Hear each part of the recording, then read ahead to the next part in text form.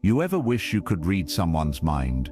Not in a sci-fi Professor X with a shiny bald head kind of way, but in real life. Imagine sitting across from someone, asking one simple question, and instantly knowing what they're hiding, what they fear, and what they really think of you. No more guessing games, no more fake smiles. You'd have the blueprint to their soul. That's exactly what I'm breaking down today. Questions that let you see straight through people's masks.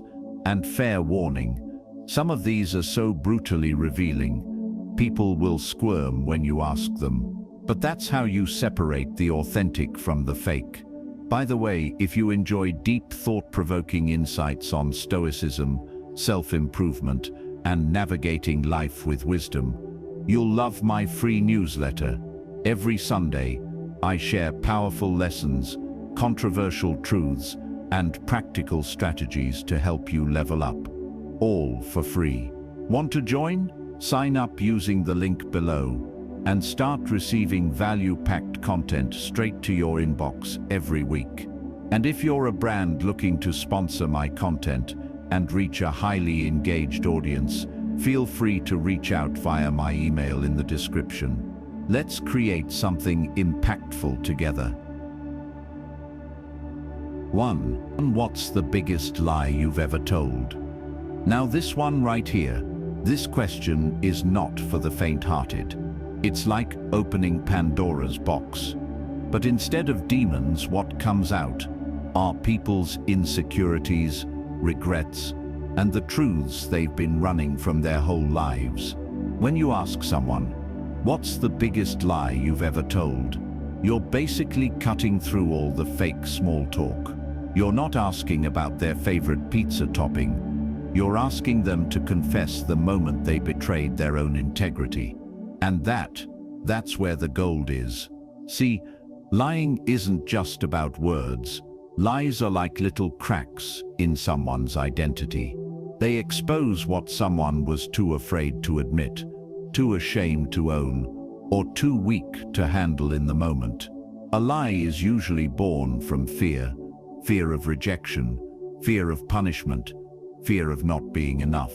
So when you hear the answer to this question, you're not just hearing about an event, you're hearing about the part of them that struggles the most. Let me get controversial for a second. We all lie, every single one of us. And anyone who says, "I don't lie," is already lying. The guy in church pretending he doesn't struggle with lust. Liar. The woman on Instagram pretending her life is perfect. Liar. Me? Yeah, I've lied too. I'm not proud of it, but honesty isn't about pretending to be perfect. It's about owning the ugly. Here's one of my biggest lies back in college. I told a girl I was fine when she asked how I was doing. Truth? I was broke, depressed, and questioning if life even had a point. But like a typical guy, I slapped on the macho mask and lied, because men are conditioned to believe vulnerability is weakness. And the irony is, by lying about being fine, I robbed myself of the connection and support I actually needed. But that's the thing about lies. They snowball. You start with, "I'm fine," then it becomes, "I'm happy," then it becomes, "Yeah, this relationship is working," when deep down you know it's dead. Lies don't just protect us, they imprison us. They build walls that block people out. And in the end, you're stuck in a castle of your own dishonesty, wondering why you're lonely. Now, from a male perspective, this question hits differently. Men lie in ways women might not understand. We lie about strength. We lie about money. We lie about how much something hurts. We lie because the world tells us, be strong, don't complain, don't show weakness.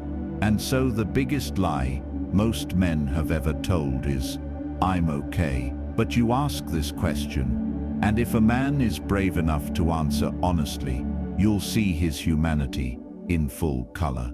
So how do you apply this? Simple.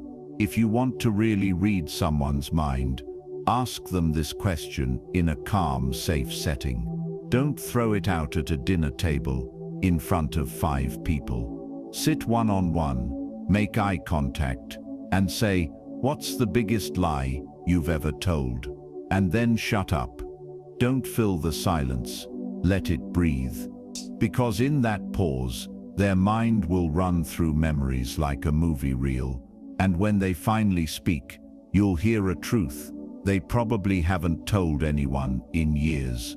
Here's the deep message. The lies we tell are mirrors of the battles we fight. If someone lied about cheating, their battle was loyalty. If they lied about money, their battle was insecurity. If they lied about their emotions, their battle was vulnerability. Every lie reveals the shadow side of their character. And if you're smart, you won't just judge the lie, you'll look for the wound that created it. Because wounds make liars out of all of us. Let me end with this. I used to think honesty was about being a good person. Now I realize honesty is about being a free person. Every lie you tell ties a little chain around your neck. The truth cuts those chains, even if it stings. So when you ask someone this question, don't just listen to what they lied about. Watch how heavy it still sits on them. Because some lies don't just fade, some lies haunt. And when you can see someone's ghost, that's when you've truly read their mind. 2. What's the hardest truth you've ever had to accept? Man, this question right here, it's like ripping off the emotional band-aid we've been pressing down for years. When you ask someone, what's the hardest truth you've ever had to accept? You're not asking for surface-level fluff. You're asking them to open the vault and show you the rawest scar in their soul. And let me warn you, answers to this question can shake you, because the hardest truths in life are the ones we spend years denying. They're the ones we try to drown with Netflix, numb with alcohol, bury under ambition, or laugh off with jokes. But deep down, they don't go away. They sit there like unpaid debt, interest piling up, until one day, life forces you to face it. Here's where it gets controversial.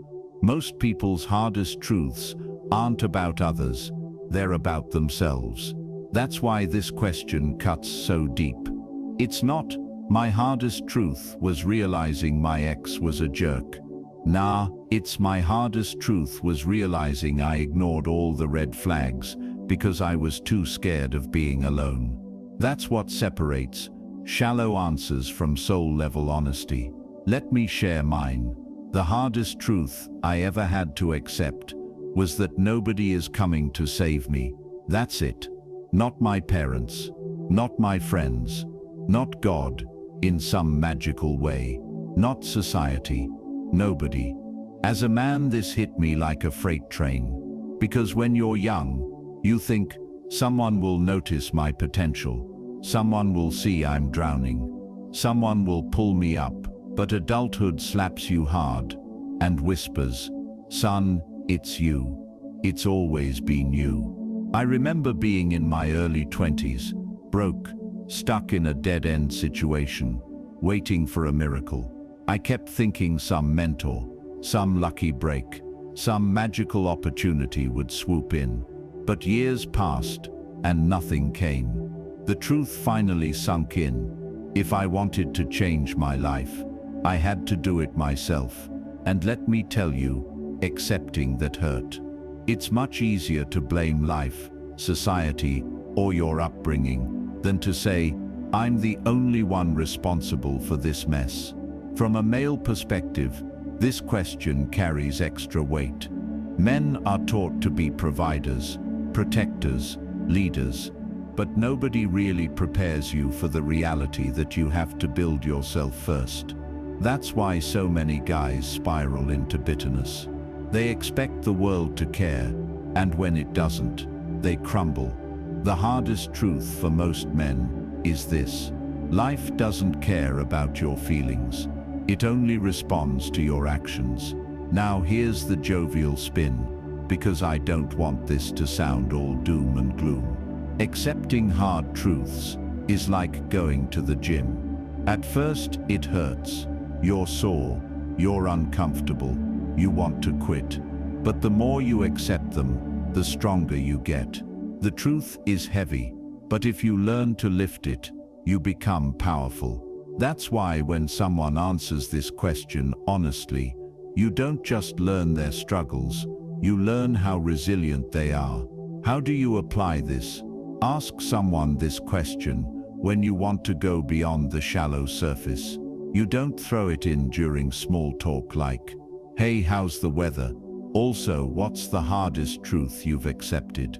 No, this is the kind of question you ask late at night, maybe sitting in a car after a long conversation, when the guard is already down. And then you listen, really listen, because whatever they say will tell you how life has shaped them. But let me challenge you. Ask yourself this too. What's the hardest truth you've accepted? Is it that people outgrow each other? That time doesn't slow down? That love sometimes isn't enough? That you're not as disciplined as you thought? These answers hurt, but they set you free. Because freedom doesn't come from comfort, it comes from clarity. The deep message here is simple. The hardest truths are the foundations of growth. Once you face them, you can't unsee them, and that's a good thing.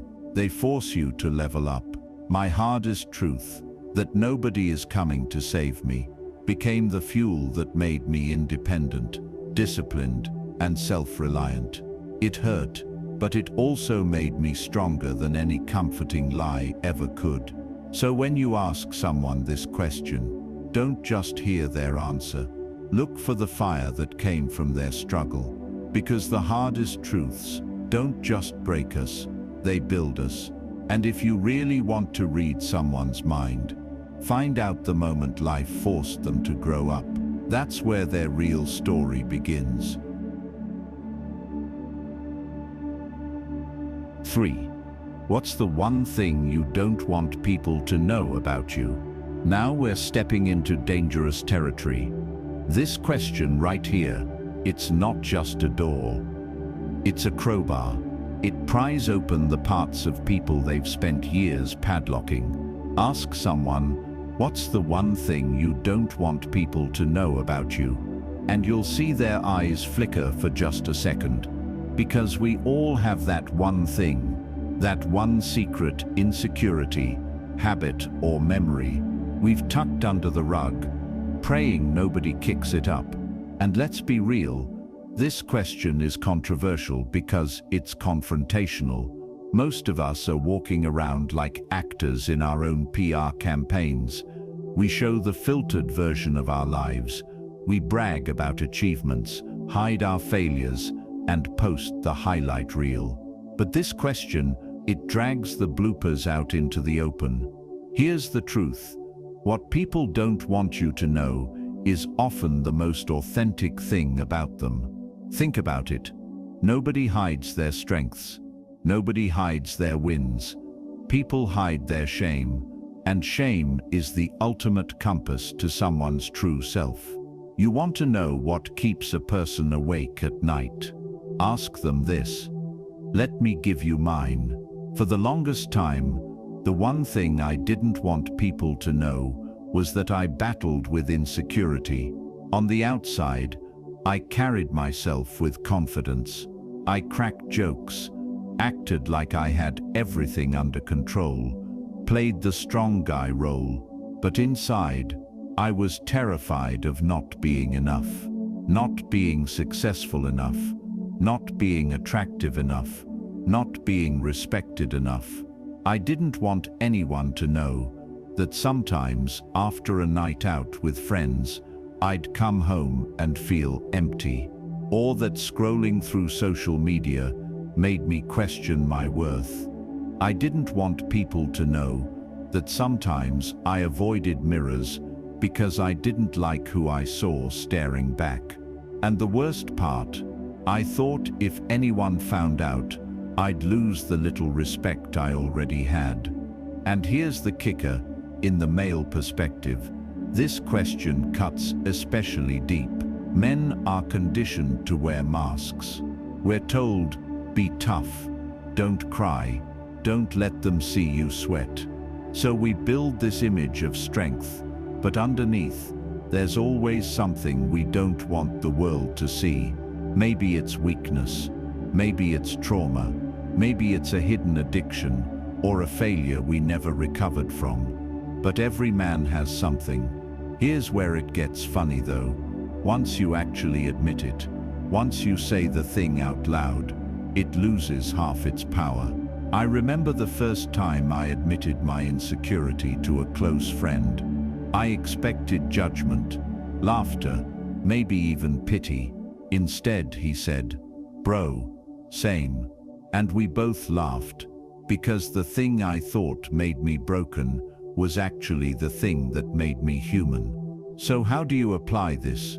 First, don't just throw this question at someone randomly.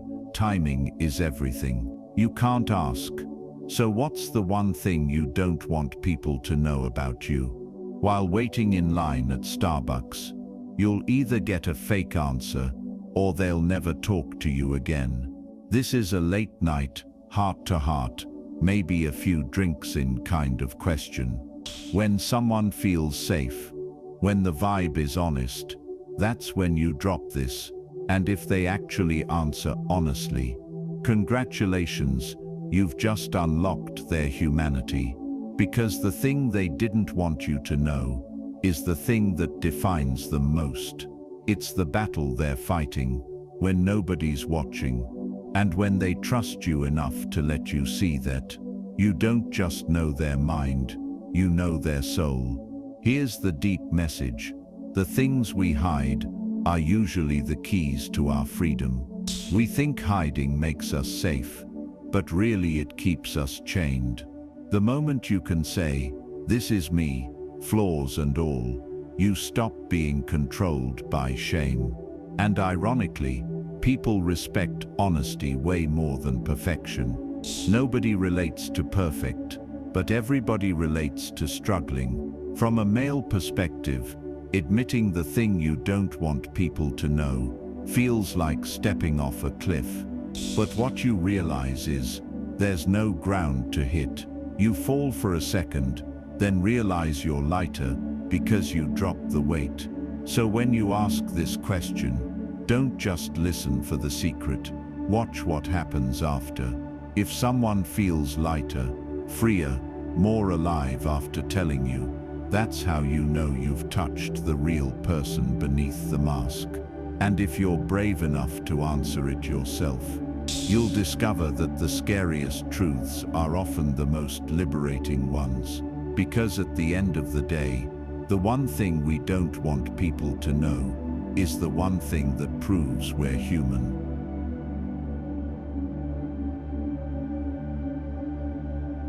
4.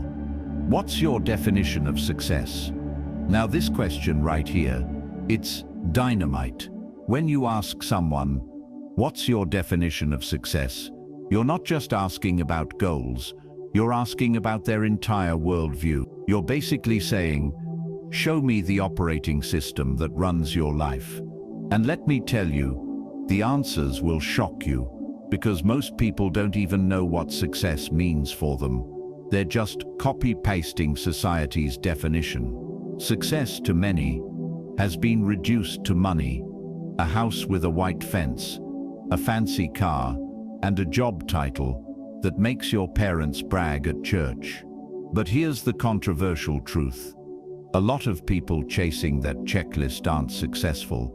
They're miserable. See, success is one of the most misunderstood words in the world. We live in a culture that sells you a one-size-fits-all definition. Get rich, get status, get followers, get clout. But if you peel back the Instagram filters and the motivational quotes, you'll see something ugly. Most of those people are drowning in debt, addicted to validation, and terrified of losing what they've built. That's not success. That's slavery in disguise. Here's my personal experience. When I was younger, my definition of success was stupid simple. I thought success was proving people wrong. Every insult, every person who doubted me, every rejection, I turned into fuel. I told myself, one day, I'll show them. And for a while, that definition drove me. I hustled harder, stayed up later, did whatever it took. But here's the problem. Proving people wrong is a treadmill, because once you do, you look around and realize they don't even care. The people I was trying to impress weren't even thinking about me. And there I was, burnt out, bitter, and asking myself, so this is it? This is what I killed myself for? That was my wake-up call. I realized success has to be personal. It can't be borrowed from your parents, your culture, or Instagram influencers flexing rented Lamborghinis. It has to be yours. Otherwise, you're just living someone else's dream. From a male perspective, this question cuts even deeper. Men are bombarded with success blueprints. Be the provider, be the alpha, be the millionaire before 30, be jacked, rich, stylish, and emotionally bulletproof. And if you're not, society whispers that you're failing. But let me be brutally honest here. Most men defining their success by external metrics end up either empty or insecure. Why? Because there's always someone with more money, more muscles, more women, more influence. If your definition of success is built on comparison, you'll never win. Now here's where the jovial side comes in. My current definition of success: waking up without an alarm, drinking my coffee in peace, and not answering to people I don't respect. That's it. Success, to me, is freedom. Freedom to say no without guilt. Freedom to leave toxic situations without begging. Freedom to spend time with people I love without checking my phone every 5 seconds. Funny enough, that definition of success makes me happier than any car, any title, or any follower count ever could. Because here's the kicker: success isn't about addition, it's about subtraction. It's about cutting out the noise until you're left with what actually matters to you. How do you apply this? Simple. Ask yourself this question before you ask others. Write it down. Not what society says, not what your parents drilled into you, not what Instagram glorifies, what you actually want. Maybe it's peace, maybe it's legacy, maybe it's building a family, maybe it's traveling the world with one backpack. Whatever it is, own it. Because if you don't define success, the world will define it for you.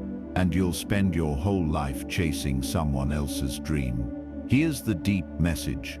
Success isn't about winning, it's about alignment. The day your values, your actions, and your lifestyle all line up, that's success. And trust me, it looks different for everyone. For some men, success is running billion-dollar empires. For others, it's having dinner with their kids every night. Both are valid if they're true to who you are. So when you ask someone, what's your definition of success? Don't just listen to the words. Look at their life. If their definition matches how they live, they're authentic. If not, they're still trapped in society's script. And if you're a man listening to this, let me leave you with this. Don't measure your success by someone else's ruler. Define it, refine it, and live it. Because the only thing worse than failing at your dream is succeeding at a life that was never yours. 5. If money didn't exist, what would you do every day? Now this question is one of my absolute favorites, because it doesn't just peel back the surface, it bulldozes right through the facade of who people pretend to be. When you ask someone, If money didn't exist, what would you do every day? You're basically saying strip away the bills, strip away the pressure, strip away the fear of survival. What's left of you? And let me tell you, most people get exposed with this one. Because the controversial truth is this: a lot of us aren't living, we're just surviving. We're stuck in jobs we hate, pretending to love careers that drain our souls, all because we need a paycheck. People aren't working because they love what they do. They're working because rent is due. And that's not me being cynical. That's me being honest. But here's the catch. When you strip money out of the equation, you see someone's true compass. You find out what actually drives them, what lights them up, what they'd spend their short time on this earth doing if they weren't shackled by bills. Here's a story.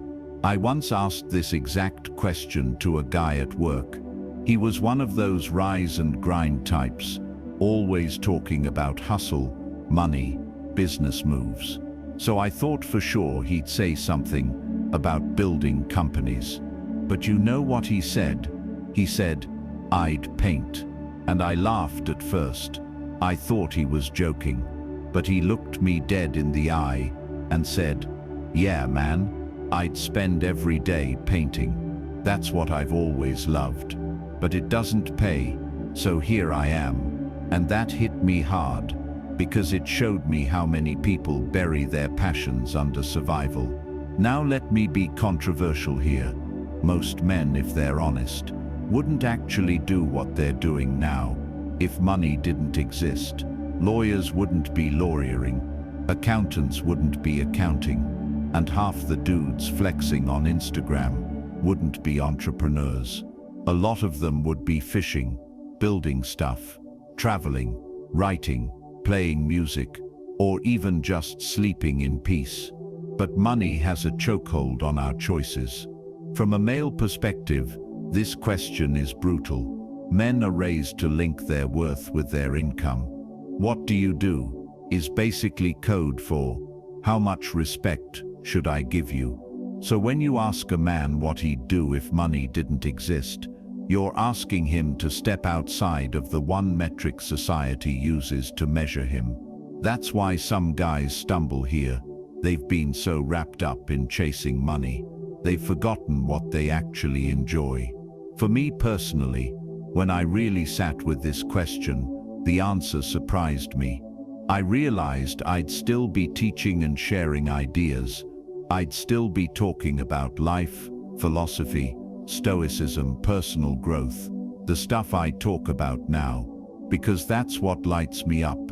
If money wasn't real, I'd wake up, grab my coffee, sit somewhere quiet, and just write, or talk to people about how to navigate life. That's when I knew I was on the right path. So how do you apply this? Simple. Ask yourself this question, but answer it without judgment. Don't think about what sounds impressive. Don't think about what other people expect. Ask yourself, if money magically vanished tomorrow, what would I wake up and do? And if your answer is wildly different from what you're doing now, there's your sign. You're out of alignment. And here's the deep message. This question isn't about fantasy. It's about freedom. It's about discovering whether the life you're building is truly yours or just a product of financial pressure. Money will always matter. We need it to survive. But survival shouldn't be the only thing you live for, because the cruelest regret a man can have is realizing he spent his whole life chasing numbers and never touched what made him feel alive. Here's something I've noticed. When people answer this question honestly, they usually mention simple joys, time with family, creating art, traveling, building something with their hands, helping others. Nobody ever says, "I'd spend my days filling out spreadsheets." That's how you know most of us are far from our real calling. So when you ask someone this question, don't just listen to the answer, watch their face. If they light up, you've just discovered their passion. If they go blank, you've just revealed their emptiness.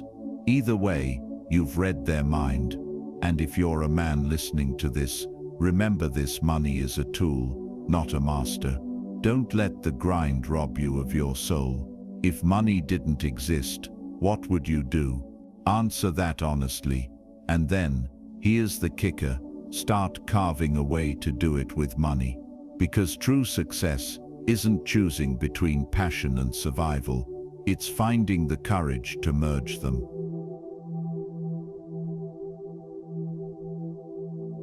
So there you have it. Questions that don't just scratch the surface, but slice straight to the core of who people are. These aren't icebreakers, they're truth breakers. You ask them and suddenly the masks fall, the walls crack, and you see the raw, unfiltered human being sitting in front of you. And here's the secret. If you really want to read someone's mind, don't look at their Instagram, don't listen to their bragging. Ask the questions they're terrified to answer. That's where their soul hides. But let me leave you with this. Don't just throw these questions at others. Ask them to yourself.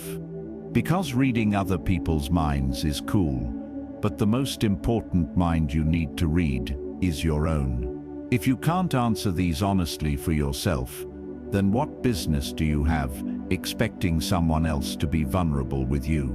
Start there. Start with you.